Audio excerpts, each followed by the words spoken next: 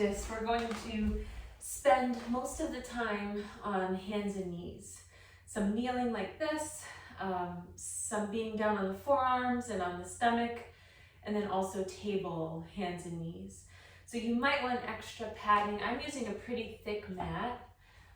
Shout out to Tia who gifted me this mat, and I'm really enjoying trying it out. It's called Rice Tech mat. And then I have 2 blocks, and I have these yoga jellies that I have had for many years. So they're great. Something like this is great if you need a little more extra wrist support. Okay, so you can have some of that stuff around you. You can start in table and just kind of shifting your hips around, and shifting your body's load around in different ways. So I'm moving my hands around as I'm flowing through. And then switching directions. And after that just initial check-in point, you might take a child's pose. And if child's pose doesn't feel like a nice intentional moment, you might want to be on your forearms with your hips up and your head down. So either of those options, any arm variation.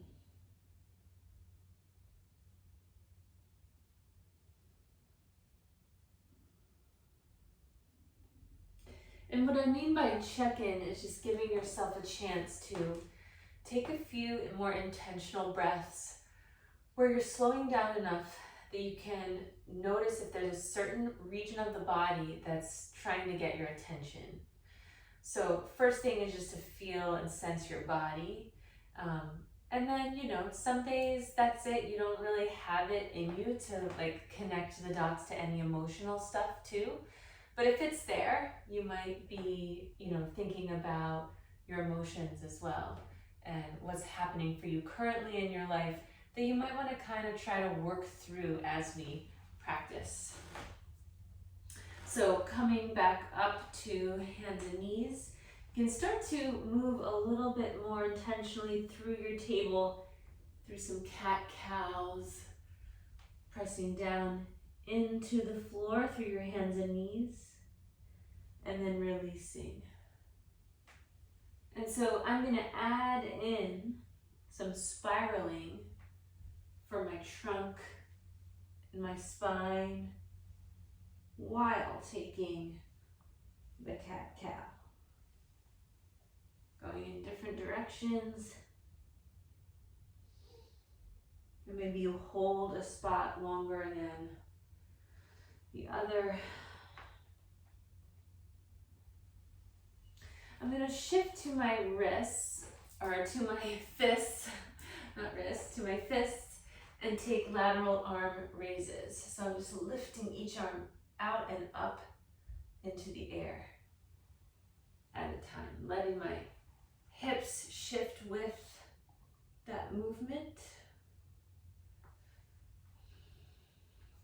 You can maybe try it up on your finger pads. And then while you're up there, sometimes it feels really good to get in there to the ribs and feeling it all the way down through the base of the spine, into your hips. And so that might just invite a little bit more arm exploration. And then go to the other side.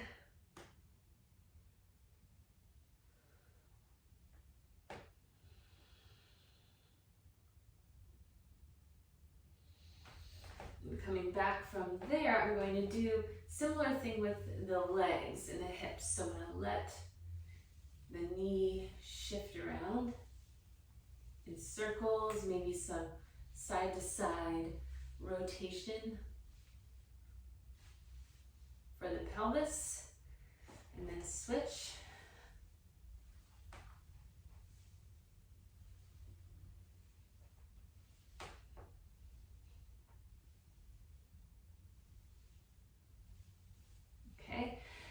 then I'm going to end by taking my calf stretches. So left leg is back.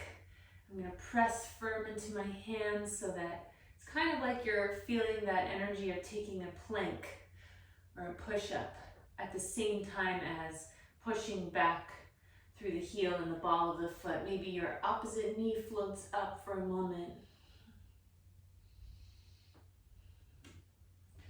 And then switch sides.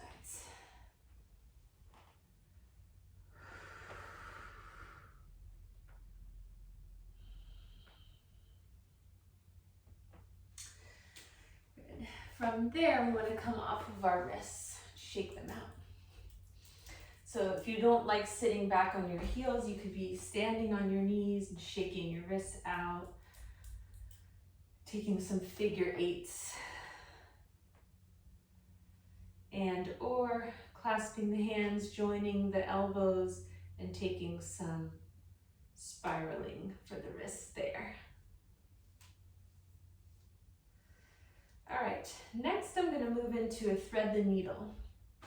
So this requires the same check-in of, do you want it to be a child's pose version, or do you want to be more up polar bear style? Okay, so child's pose version, tips of the toes are together, knees are wide, you can sit down into your hips, stomach and ribs coming closer to the floor. I'm going to reach my left hand out in front with my wrist up, and I'm going to take the right arm and weave it under that left arm, but keep it in line with my shoulder and drop my right ear down. So then you can decide if you want to use the head down to press into the floor, more of an isometric feeling, or if you just want to reach that left arm forward and settle into some deep 360 breath.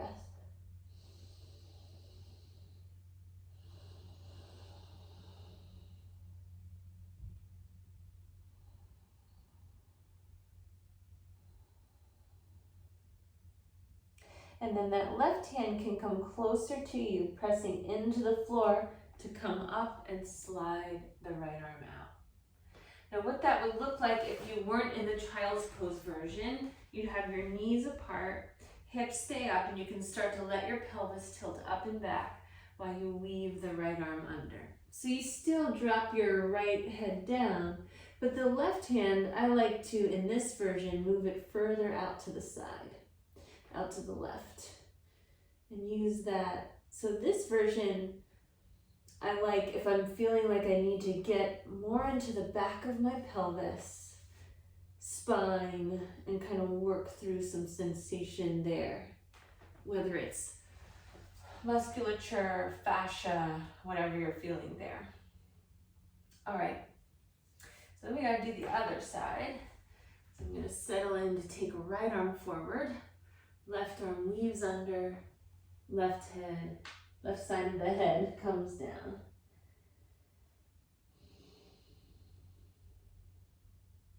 And again, you get to decide how active you'll be in it. If you want to just let that right elbow drop and completely relax in it, or if you want to activate.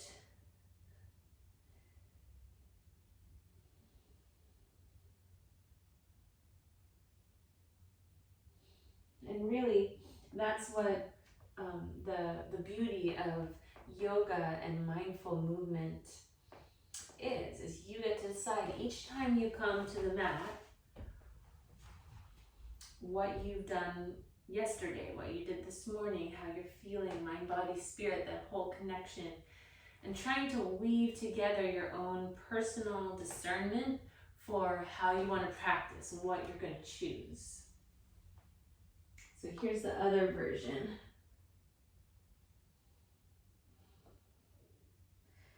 For me, that's how I've always resonated with this practice. Having teachers that acknowledge those things and not trying to push yourself into a shape, a posture, and leaving space for feeling, for exploring, We're staying curious. All right, so after thread the needle, we're gonna do some low lunge. We're gonna step the right foot forward. So however you like to get that foot up there. So if you have a pillow for your back knee, or you can use something like a yoga jelly under your back knee, that could be helpful. So I'm gonna start with some rocking back and forth.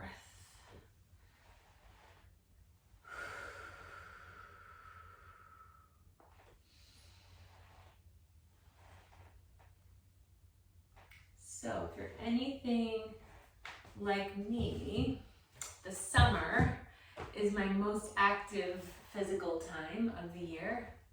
Obviously the weather in New England supports that, so I end up doing much more exercise than any other time of the year. Really from late spring through mid-fall, right? And then it's time to slow down again with the winter. So, right about now is the time that I really start to feel that my hip flexors asking for some attention, right? So you get to decide. I'm going to come up now in the low lunge and work through some pelvic tilts. And there might be an area that you want to hold.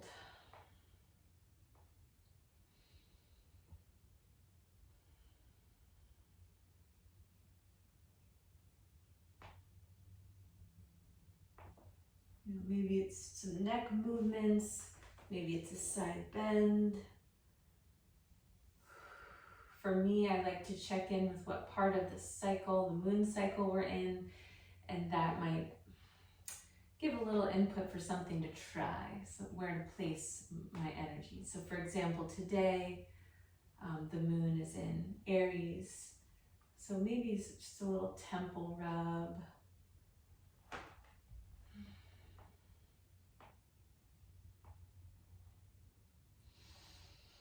Okay, from here, left hand is going to come down to the mat, and you can twist to the right. And then while you're in this twist, if you want to start to heel toe the right foot off to the right, then you end up in a different version of the lunge. It becomes a side lunge. You might lunge a little bit to the right and back. And then if that right arm wants to come down, you can then walk the hands further over to the right.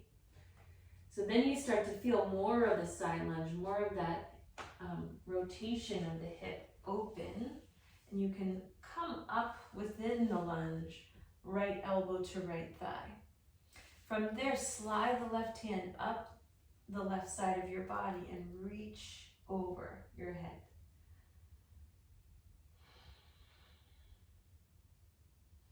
And try to see if you can find an equal amount of load and reach and energy throughout. And then we'll come back down and switch sides. So I'm going to move my yoga jelly to my right knee.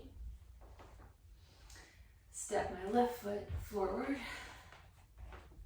I'm going to keep my hands on the inside of the leg and just rock back and forth.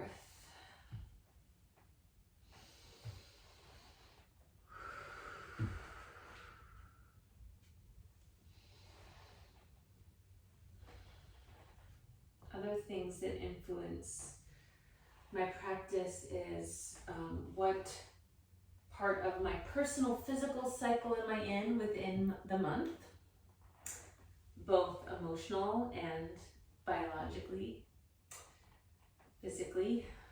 And then also, like today, it's 60 degrees and raining in early July. Very odd after the heat wave we just had. And so it's also waning moon time, and so it just feels a little bit more introspective. And that really can play into your mood, and what your body's able to do on a day. So when it's 100 degrees, like it was the other day, maybe your practice was just lying down. But when it's 60 degrees and raining, maybe you want to move a little more. I don't know. You are you. Okay, from here, take your own version of where you want to hold it. Explore different arm shapes.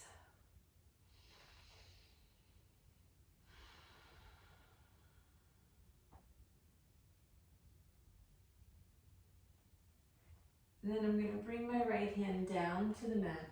Left arm is up. So you find that twist. And while you're in the twist, you might try heel toe moving that left foot out to the left until your foot is more or less in line with your right knee, but the toes are obviously pointing out to the side. So now you're in a side lunge, and you can try rocking side to side. And after a few pulses of that, the left hand can come down. You can crawl it over to the left, and then maybe stand upright within that side lunge variation. Now the right hand is going to slide up the right side of the body and reach over to the left. And once again, trying to create an equanimity in the amount of energy you're using.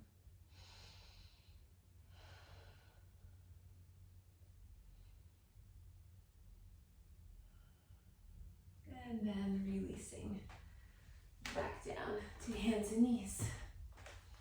All right, from here, perhaps you want to take some cat-cows, just some movements to shake that out. I'm going to curl the toes under and start to walk my hands closer to my knees until my hips come back toward my heels. So this is called toe squat. And so some of you might be able to come up within this. And so your body's load is pushing into your heels and into the ball of the foot and the toes. So this can be used as a yin posture where you hold it for a few minutes. But if that's not something that you want to try, you can just see what it first feels like here. If it's way too much to be there, you can bring the load off and just find the stretch for the toes. So just see how much you can hold that. If you can hold it longer and you're trying to find a little more yin working through, then again, you could take hands to temples, massage, you can do some tapping. You could do some eagle arms.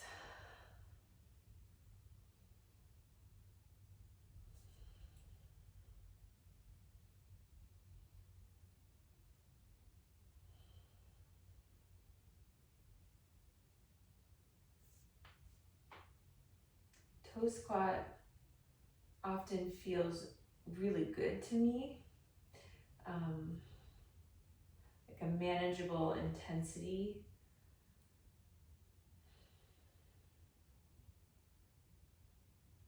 But I know that's not the case for many folks. So you decide once again, and when you're ready, come off and then tap your feet out. Maybe shake them out one at a time. All right, I'm going to come down into Sphinx pose next. So crawl down to your stomach. And you might be on your elbows here, kind of figuring out if the elbows like to be a little wider than shoulders or what. Okay, and then you can press down through your pinky or through your palm. Maybe even trying to grab the mat with your finger pads. Send your chest forward. Notice what you tend to do with your chin and try to change that a little bit. And then also notice what you do with your legs, the lower half of your body. I like to, in Sphinx, press the knees down firm. Feel that through the spine and the back of the pelvis, and then let it go.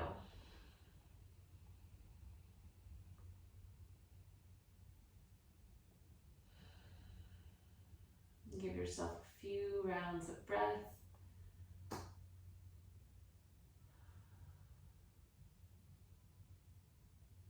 Notice what you notice. And then I'm going to suggest starfish pose, starfish twist.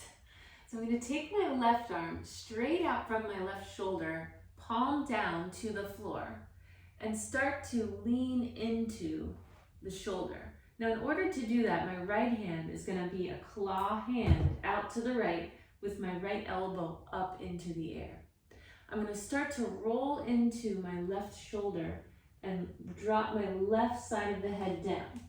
So now see how my feet are starting to lift up behind me. My left leg, the bottom leg, is going to stay straight eventually. My right knee is going to move up into the air as I open and twist through my center. And that's going to be like a little lever, maybe rocking back and forth. So you might not roll open this much. You might stay with your knee kind of resting on your left leg. You get to decide how much you can handle in this moment.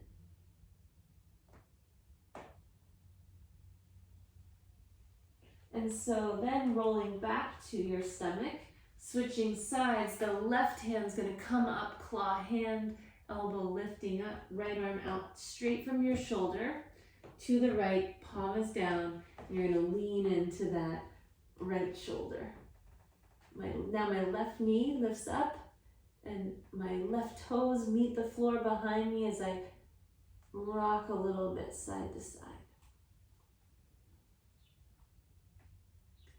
And so some of you might want to hold this shape for a few moments. Really be with it. And some of you might just take it for a moment, roll back. You can go right back to the other side and take it, 2 times on each side. Finding your own practice. All right, next back to your Sphinx pose. But now I want you to bend your knees. Just see how that feels. Press your thighs down into the floor and see where that ignites any activation through your low back. And then while you're doing that, you might do a little bit of cat-cow movement for the upper body. And then hold the upper body strong and let the lower half sway. So I'm letting my hip bones come up away from the mat.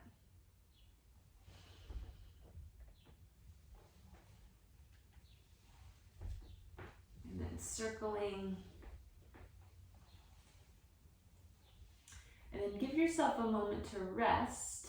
So I'm going to stack my arms one on top of the other and rest my brow point on my arms.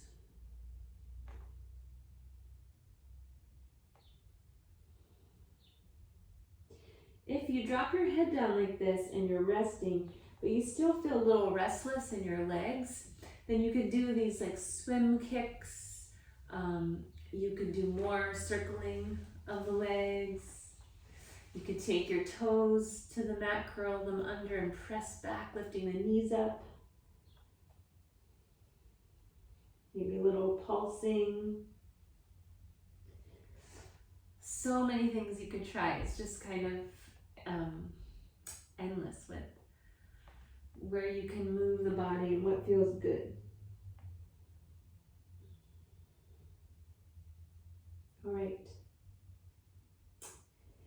We're going to come back to Sphinx. I'm going to take the right arm on a diagonal And just take my left hand out to the left and push away from the floor. Look over the shoulder. Coming back down, just notice how that felt. Bend your left knee and see if you want to now do it again and reach back to grab the left foot. So just see where you can work within this stretch. You might want to press the top of the left foot into the left hand, and or try to stretch more, bringing the heel closer to your bottom, and release.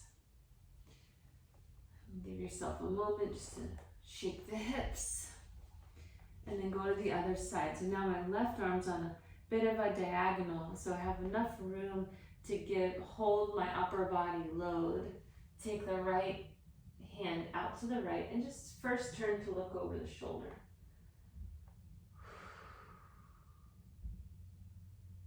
And then come back to center. Bend the right knee, reach back and see if you want to grab the top of the foot. And again, you could stretch, more of a thigh stretch, or you could push the foot into the hand.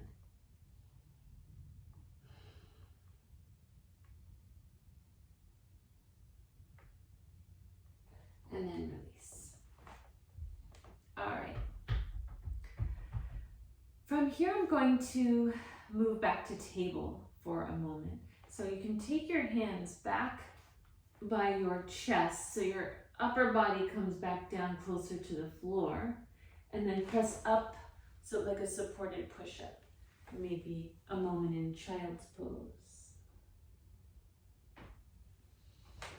Crawl your knees back in. So this next combo of poses, I was inspired from a workout that I do and thought, oh, this could be a cool transition in a slower, more mindful way. So I'm going to take my right forearm down to the mat and lift my left knee up. So you can start with a circle, and then maybe even kick that left foot out into the air, out into the side, and flex the foot. From there, you're gonna sweep it back behind you. And you can do that a couple times just to see what that's like for your core and your hip. And then when you're ready, let that left leg reach back, and while you're doing that, you're gonna come up onto your right hand and plant the left leg down for side plank. But I'm gonna then take that right knee and pivot it so you have a little more energy in your side plank to feel balanced. So I just moved my right foot back out to the side. So it was here. When you have your foot like this and your knee like this, it can get a little wobbly. So when you move your foot back, just creates a little more of a kickstand feeling for you to balance in your side plank. And then once you're here, again, anything goes with your movement.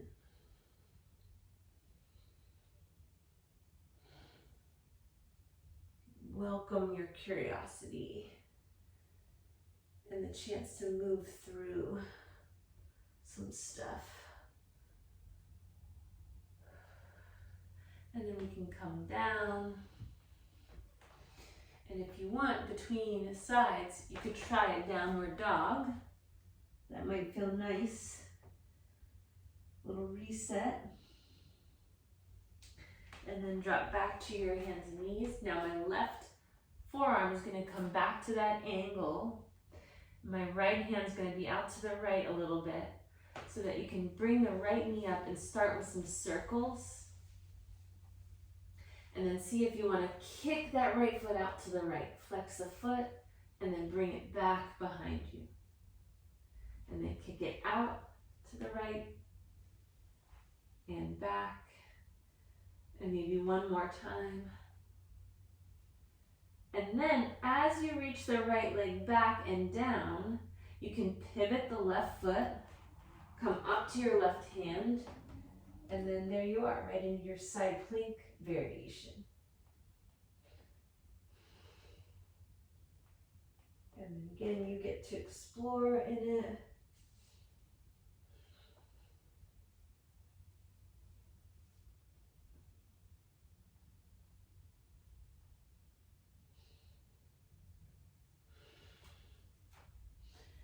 And then come back to your table. You might want to revisit downward dog again.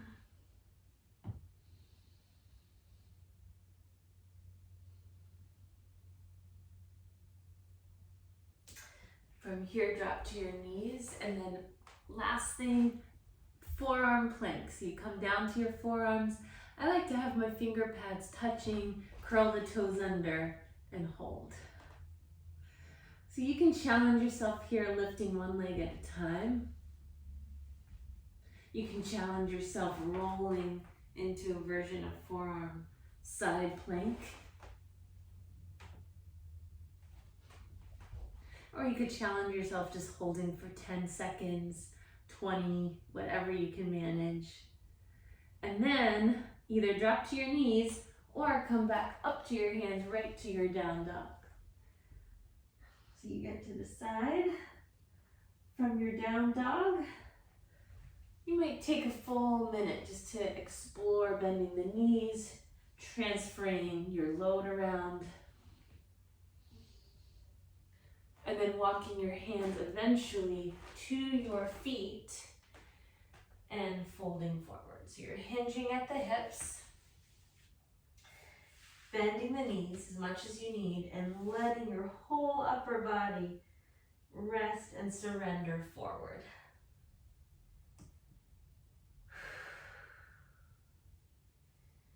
Press your feet into the mat, into the floor. Feel that support of the ground. Perhaps let out some larger exhales, some full 360 breaths.